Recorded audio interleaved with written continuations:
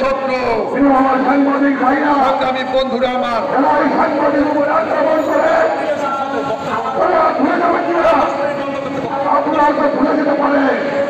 আমি বলতে চাই আজকে বাংলাদেশের এই দুরবস্থার জন্য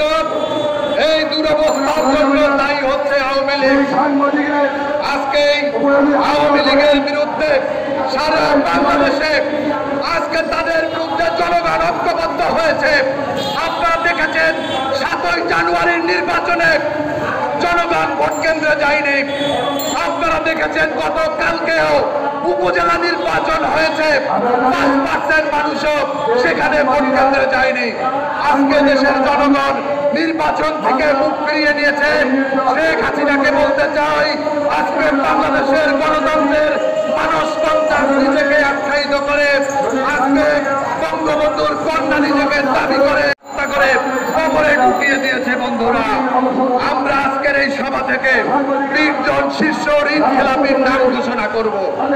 আপনারা জানেন যে আজকে বাংলাদেশের প্রধানতম ঋণ খেলাপি হচ্ছে শেখ হাসিনার অর্থনৈতিক বিষয়ক উপদেষ্টা, যাকে আজকে দরবেশ নামে মানুষ চিনে। বন্ধুরা, সেই দরবেশ আজকে বাংলাদেশের ব্যাংক ব্যবস্থাকে ধ্বংস করেছে, বাংলাদেশের অর্থনীতিকে ধ্বংস করেছে। আজকে বাংলাদেশের গোটা বাংলাদেশ আজকে একটা দুর্নীতিগ্রস্ত একটা দেশে পরিণত হয়েছে। বন্ধুরা, আজকের আমাদের এখানে অনেকেই বক্তব্য দিয়েছেন।